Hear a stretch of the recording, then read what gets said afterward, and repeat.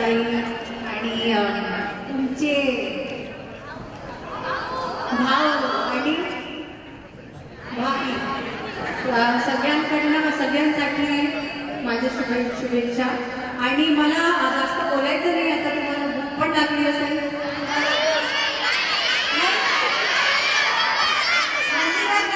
मंदिरात जायचं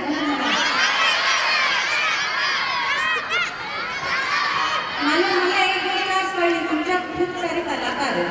हे जे सिनेमधले मी यांना सांगणार आहे की तुम्हाला चान्स द्यायचं, मी स्वप्नी गोष्टी सांगणार होती पण ते गेले पटकन. पण त्यांनाही मी सांगणार आहे की तुम्हाला चान्स द्यायची, कारण चान्स एक गोष्ट आहे जी मिळणं प्रत्येकाला समानतेने खूप जरुरी आहे. तर तुम्हाला नक्की चान्स मिळेल याची मी तुम्हाला खात्री देते. पण फक्त एक गोष्ट सांगते तुम्हाला, तुम्ही अरुणिमा सिन्हाचं नाव ऐकलंय का? अरुणिमा सिन्हाचं कोणी नाव ऐकलंय? ती एक मुलगी होती जिच्या मनात खूप स्वप्न होते आणि एक दिवस ट्रेनमध्ये फिरत असताना काही चोरांनी तिला लुबाडलं आणि तिला ट्रेनमधून बाहेर फेकलं. आणि असं फेकलं की पुढे येणारी ट्रेन होती त्याच्यात तिचे दोन्ही पाय गेले. आणि तिचं स्वप्न काय होतं माहिती? तिला माउंट एव्हरेस्टवर चढायचं होतं, सगळ्यात मोठं शिखर हिमालयाचं. मग सगळे म्हणायला लागले की आता काही असं होऊ नाही शकत, आता तू ही इच्छा बाळगू नको, असं कधी होणार नाही. पण तिने काय केलं माहिती?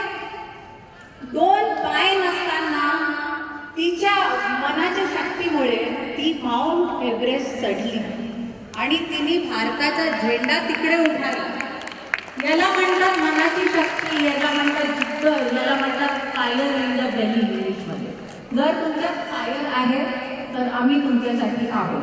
जर तुमच्यात कॉन्फिडन्स आहे की तुमच्यात काही आहे तर ते पूर्ण करण्यासाठी आम्ही आहोत. शांतीला गेले सगळे आहोत. तर फक्त तुम्हाला प्रयत्न करायचा आहे.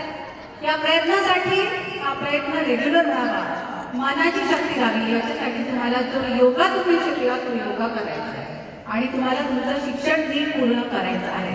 काही असो काही नाही हो, शिक्षण सोडायचं नाही, योगा सोडायचं नाही, बाकी तुम्हाला जे पाहिजे ते मिळेल. आणि तुम्हाला इतके चांगले त्यांनी प्रत्येक इच्छा तुमची पूर्ण केली आहे की नाही? केली की नाही? पुढेही करतील. आम्ही सगळे तुमच्या पाठीशी आहोत. आता तुम्ही मंदिरात जाणार आहे, तुम्हाला जावं लागणार आहे, तर तुम्ही आता मंदिरात जाणार आहे.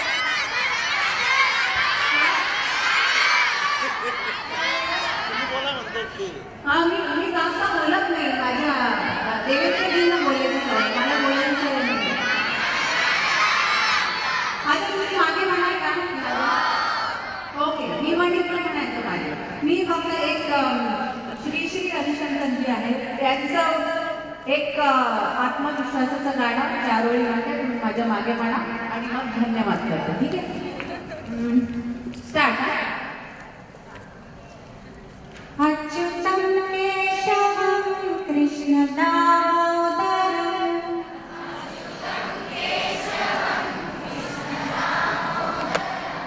राम नारायणं जानकी वल्लभम्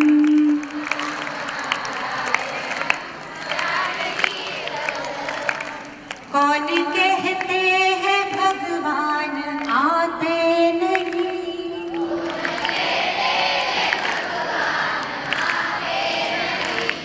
तुम मीरा के जैसे बुलाते नहीं.